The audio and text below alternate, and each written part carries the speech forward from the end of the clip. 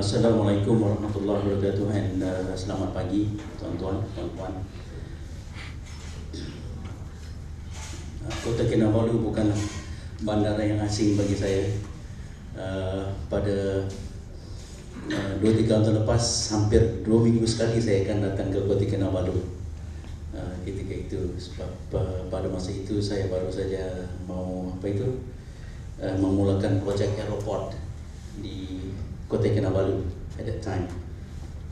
Jadi saya mengenali Kota Kinabalu ini seperti ramai rakan-rakan daripada Kota Kinabalu, daripada Majlis Perbadaran Kota Kinabalu, CM Corporator dan sebagainya. Okey, saya diamanahkan untuk bercerita sedikit mengenai IBS ya. Kalau dulu di zaman saya ini angkatan sama Dr. Kamaluddin. Saya graduate pada tahun 89. Jadi saya dulu IBS ini tidak jadi satu perkataan yang biasa didengar ketika itu. Ketika itu kita memanggil ini sebagai pembinaan pasang siap begitu kan. Jadi saya didedahkan dengan pembinaan pasang siap ini sejak tahun 90. Sudah menceburi bidang ini. Umur saya sudah masuk 50 tahun. Jadi lebih daripada 25 tahun dalam bidang inilah. Turun, naik, jatuh, rebah, naik lagi. Sudah. Ketika ini saya menjadi pegawai eksekutif, ketua pegawai eksekutif Perikas Produk Sdn Bhd. Perikas Produk Sdn Bhd ialah anak syarikat kepada sebuah public company, iaitu di bawah KB Malaysia Berhad. Jadi sedikit pengenalan mengenai KB Perikas ya. It belongs to Government Link Company sebenarnya ya. Menceburi bidang manufacturing of precast component atau ABS component.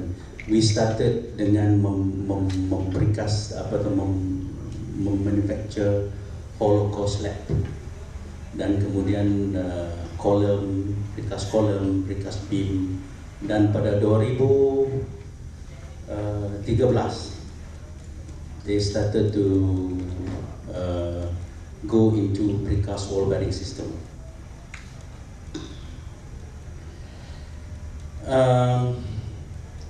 Jadi kita punya factory ini telah beroperasi sejak tahun 1984 sebelum saya join KB lagi. Jadi dulu memang kita start benda ini dengan hollow core slab dan lokasi factory kita is di Senawang. Kalau yang familiar dengan Semenanjung, Senawang ini terletak di selatan Kuala Lumpur, lebih kurang dalam 45 minit daripada KLIA. Ya, jadi kilang kita ini terletak di satu kawasan industrian seluas 16 ekar. Ya.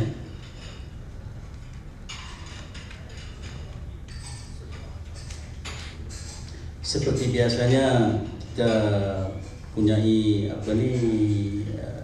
production capacity yang tinggi, yaitu lebih kurang 100 meter padu konkrit setiap tahun lah, nilai meter padu konkrit untuk pengeluaran.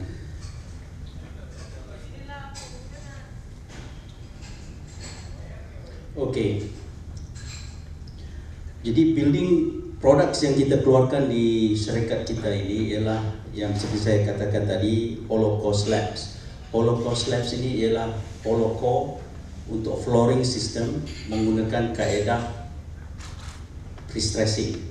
Ya, jadi span yang dia boleh pergi sampai ke 16 meter panjangnya daripada satu itu kan. Jadi dia boleh sesuai untuk bangunan-bangunan komersial, sekolah, institution. Kalau tuan-tuan pernah pergi ke Giant atau pergi ke apa itu lagi, itu kebanyakan menggunakan hollow core slab system. Dia punya pembinaan, di mana pembinaannya mengambil masa lebih kurang 7 bulan ke setahun paling lama, walaupun bangunan itu besar. Jadi bagaimana kita menceburi bidang ini? Dulu kita start sebenarnya dengan kolaborasi bersama dengan JAX Engineering daripada Finland ya dulu. Kilang ini dibina atas ekspertis yang kita beli daripada Finland. Sebab Holoko ini memang orang kata famous daripada Scandinavian country. Jadi kita membeli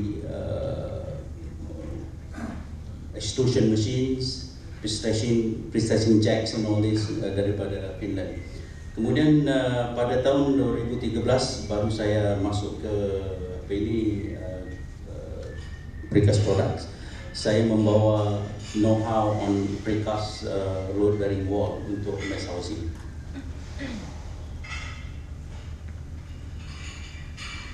Inilah lebih kurangnya kita punya precast plant di Senawang. Ya. Yang ini ialah kita punya patching plant dan punya silo. Factory covered factory untuk pengeluaran Holoko dan juga RC. Ini ialah apa itu bagaimana ABS Component Manufacturing Facilities yang disusun atur dalam covered hall. Di sini ialah production of kita punya Holoko. Kalau kita tengok Holoko is actually, yang kurang faham, Holoko ialah slabs yang ada voids ya, yang kita keluarkan. Jadi setiap pengeluaran kita ini daripada sini sampai ke hujung sana itu 120 meter. 120 meter Holoko, dan kemudian kita potong dia mengikut kehendak pelanggan.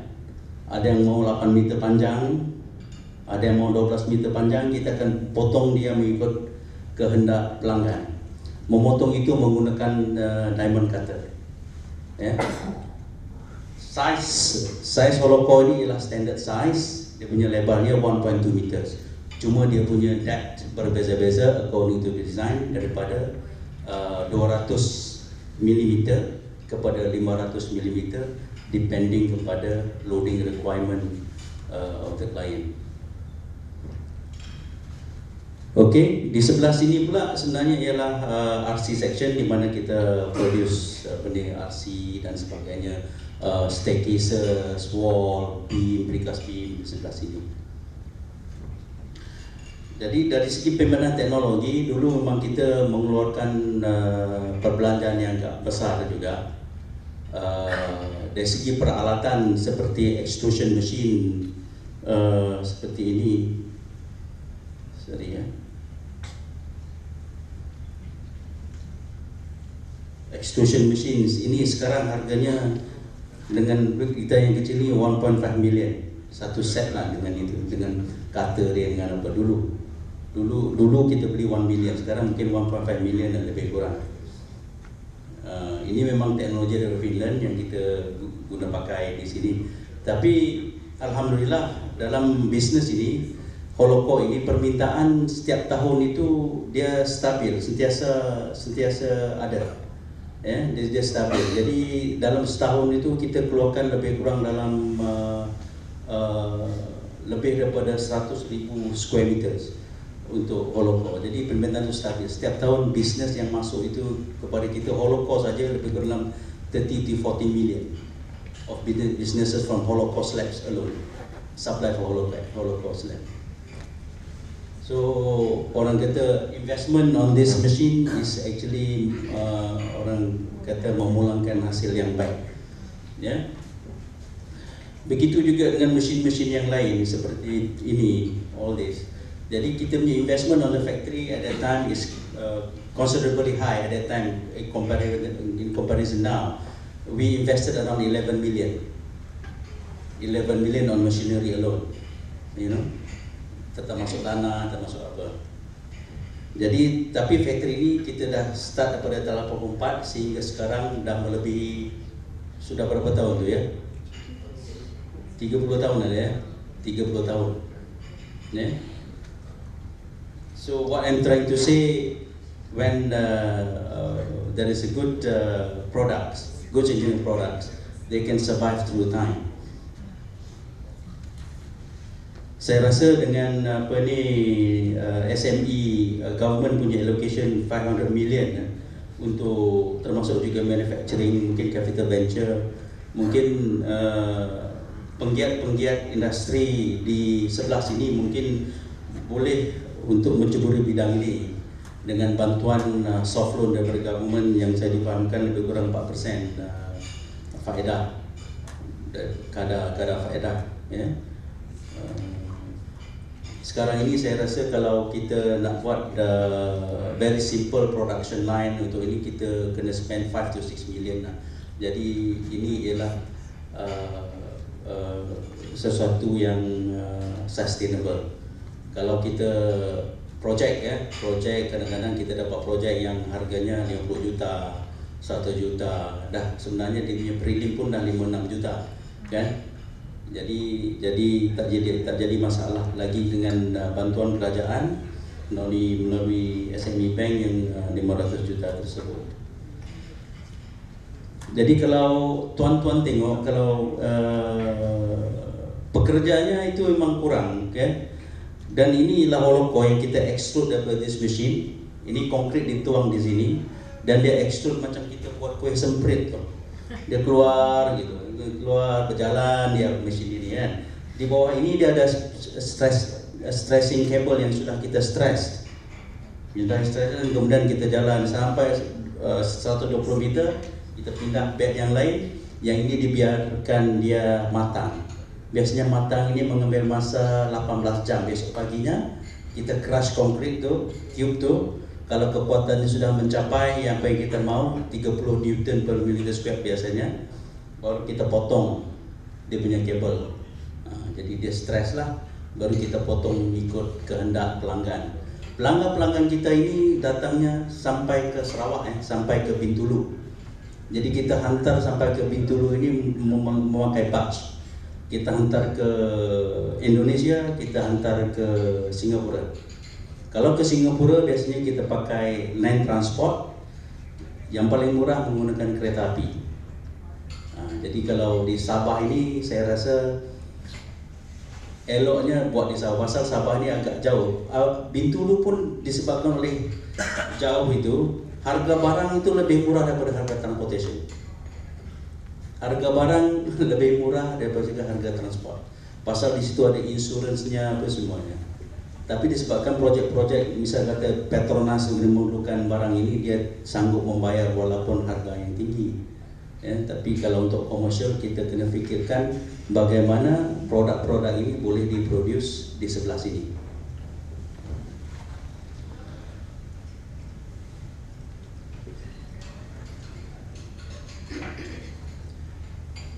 Okey. Ini salah satu produk-produk yang dikeluarkan tadi yang saya ceritakan, kolom, precast kolom. Ini lubang groutingnya. Ini precast beam, ini hollow core. Dia berlubang tengah. Kenapa dia berlubang tengah? Sebab kita mau ringankan komponen ini. Dia jadi ringan, ya.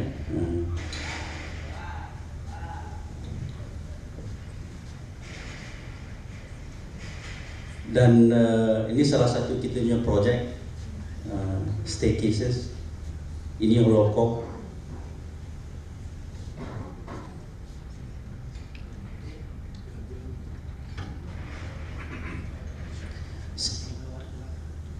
Saya cuba share my humble experience dengan tuan-tuan, puan-puan semua.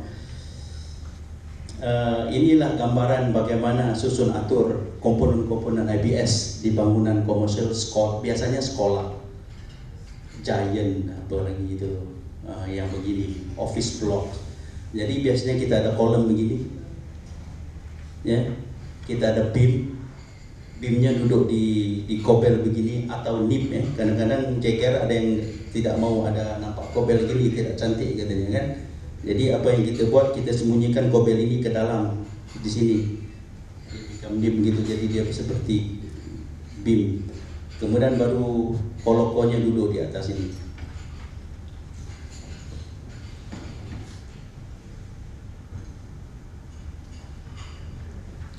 Itu precast staircase, precast mid landing, precast wall, precast hollow core slab sebelah atas, dan itu precast deep wall. Ini ialah pemandangan selepas dipasang. Kalau kita lihat selepas dipasang, kita tidak ada lagi staging ke apa, memang kita memerlukan itu amat lapang, dan next trades akan masuk lah. Ini ialah giant di Kuala Lumpur. Jadi kawasan lapang, dia sesuai ini untuk bangunan komersial, car parks.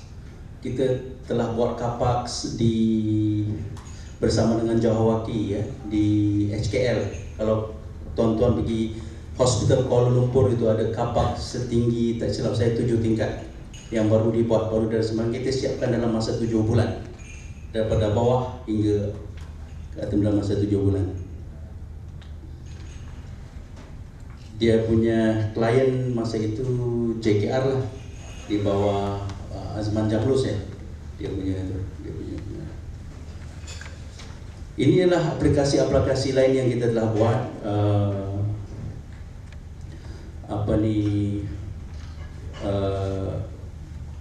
Water tank,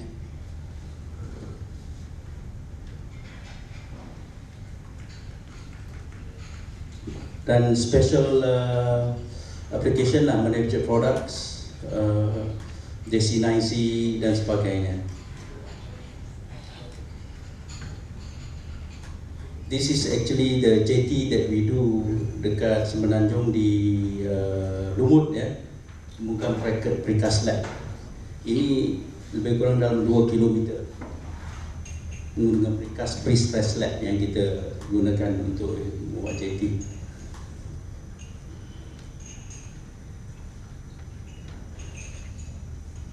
Jadi saya cuba tunjukkan sini brief track record yang kita dah buat. Sebenarnya bukan untuk menambah dada, tapi untuk menunjukkan bahawa penggunaan IBS ini telah menjadi sesuatu yang sudah kebiasaan sebenarnya. Mungkin di sebelah sini belum lagi. Jadi business opportunity di sebelah sini untuk penggiat-penggiat industri itu amat terbuka luas. Kalau di Semenanjung, this is the projects yang itu kita gunakan. Dulu kita ada buat satu di Kuching, kidney dialysis. Di Sabah belum ada lagi. Mungkin dengan kolaborasi dengan penggiat industri di sini, kita boleh sama-sama untuk membuat projek bersama dan transfer teknologi bersama dengan penggiat dari Sabah. Ini projek sekolah yang kita buat di Semenanjung. Kita ada lebih kurang dalam 30 biji sekolah. Dulu saya buat di bawah Kementerian Pendidikan Malaysia ketika itu.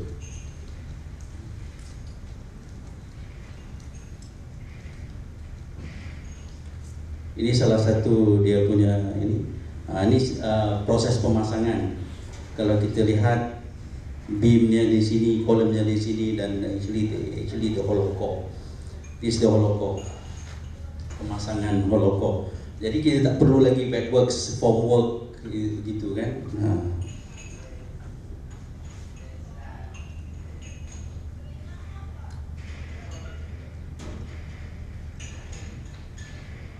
Saya lebih suka lepas ini kalau ada pertanyaan daripada the floor untuk saya menjawab.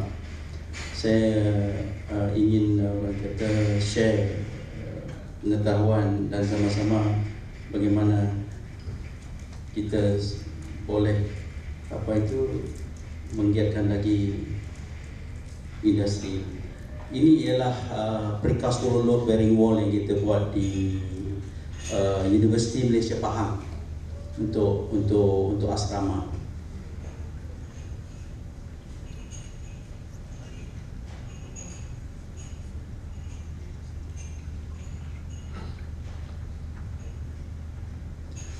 Ini ialah hollow core yang kita transport ini menaiki train ke Singapura ini.